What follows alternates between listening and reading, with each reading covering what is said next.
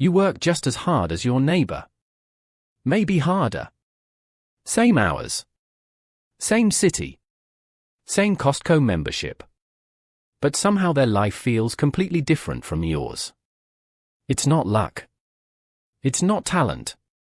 And it's definitely not what most financial advice will tell you.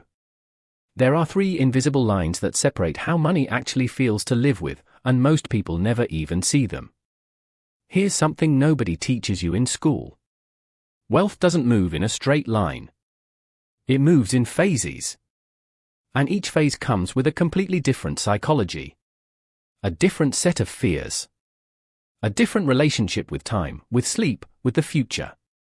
It's not just about how much is in your bank account. It's about how money feels on a Tuesday afternoon when something goes wrong. And right now, millions of Americans are stuck in one of these phases without even knowing it. Not because they're doing anything wrong, but because nobody explained what the map looks like. So that's what we're going to do today. 3 wealth levels. 3 completely different realities. And one big thing hiding underneath all of it that almost nobody talks about. Let's start at the bottom, not to be harsh, but because most of us have been there. This is what researchers call scarcity mindset territory. And if you've lived here, you already know exactly what it feels like before I say another word. It's $400 away from disaster. Every single month.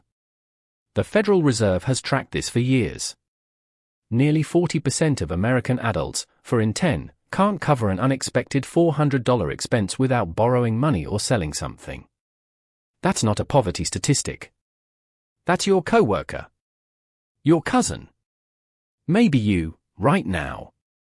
And here's what nobody tells you about living in this zone: it makes you worse at decisions. Not because you're not smart, but because your brain is running on a different operating system. Princeton and Harvard researchers actually proved this. When people are focused on financial scarcity, their IQ effectively drops by about 13 points. The cognitive bandwidth you'd normally use for planning, for long-term thinking, for creative problem solving, it gets hijacked by survival math. How much is left on the card? Can I cover the rent if the car needs work? Which bill do I let slide? It becomes a full-time job inside your own head. Exhausting. Invisible to everyone around you. But here's where it gets worse. The emotional cost isn't just stress. It's shame. And shame keeps people in this zone longer than anything else. Because when you're ashamed of where you are, you stop asking for help. You stop learning. You stop making moves. You just endure. The cruel irony of level 1 is that the behaviors that look irresponsible from the outside, splurging on something small, avoiding looking at your account, are actually psychological coping mechanisms. Your brain trying to breathe. It doesn't mean you're bad with money. It means you're human, and the pressure got to you. Now let's talk about the level most people dream of reaching. You've paid off the credit card. There's a 401k. You take one real vacation a year. The emergency fund exists, even if it's thin. You own a car. Maybe even a house. This is level 2. The stable middle. And it should feel amazing. Right? Except it doesn't. Not really. Because this is also the zone where people feel the most trapped. You're not struggling to survive. But you're absolutely not free. Every dollar has a job before it arrives. Mortgage. Insurance. Daycare. Student loans that feel like they've been following you since your 20s.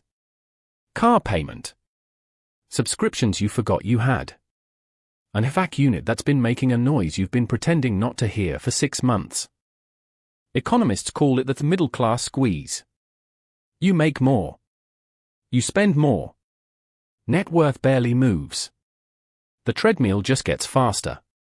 And the psychological experience of level 2 is deeply specific. It's not fear, exactly. It's anxiety about the future. A low-grade dread that you're one layoff away from going back to level 1. That everything you've built is one medical bill away from unraveling. So you work harder. You don't ask for a raise because you can't afford to rock the boat. You don't start the business. You don't take the sabbatical. You choose the safe path, not because you love it, but because the risk feels too high. And this is the part nobody talks about. Level 2 is where dreams go quiet. Not dead, quiet. You stop saying someday I'll out loud, because saying it out loud and still not doing it starts to hurt. So you just stop mentioning it. If you're still watching, this next part changes everything. Because the mistake level 2 people make isn't about spending. It's about something much deeper than that. Here's what most financial content gets completely wrong. They treat wealth like a math problem. Spend less, save more, invest the difference. And that's true, but it's only half the equation. The real difference between someone stuck in level 1 and someone moving toward level 3 isn't their income. It's not even their net worth. It's their relationship with time. People at level 1 trade time for money. Every hour of income requires an hour of labor. The math is brutal, you are the product, and you can only produce so much. People at level 2 trade more time for money and then wonder why they're not getting ahead. They optimize income but never change the fundamental equation. People at level 3? They've cracked a completely different code. The real problem isn't that you're spending too much at Target. The real problem is that money isn't working while you sleep. You've been taught to budget your way to freedom.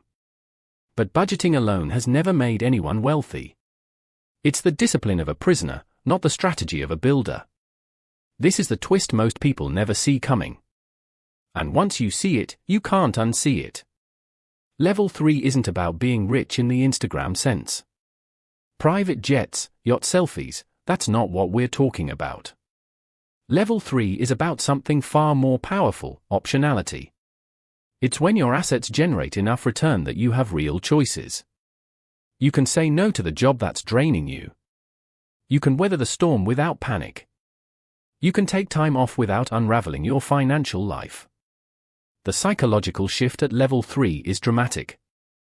The anxiety that hums underneath level 1 and level 2, the constant background calculation, it starts to quiet down. Not because problems disappear, but because your relationship with risk changes. When you have a cushion, a mistake isn't a catastrophe. It's data. You can experiment. You can fail cheaply and recover. Here's what's fascinating. Studies consistently show that once basic needs and a financial cushion are secured, additional income has a rapidly diminishing effect on day-to-day emotional well-being. What changes at level 3 isn't primarily the number, it's the feeling of control. And that feeling, control, is precisely what levels 1 and 2 systematically remove. Level 3 people didn't just save harder. They changed what their money was doing. They stopped being the only engine in their own economy. So where does that leave you? Here's the honest truth, you probably already know which level you're in. You've known for a while. And the fact that you're still watching, that you made it to this part of the video, tells you something about yourself. You're not looking for a get-rich-quick fix. You're looking to understand the system you're living inside. Because once you understand it, really understand it, you stop blaming yourself for every struggle and start asking the right questions. Not, why can't I stop spending, but what would it look like if money was working instead of just me? Not, why am I still in debt, but what's the smallest thing I could automate today that costs me nothing but compounds over years?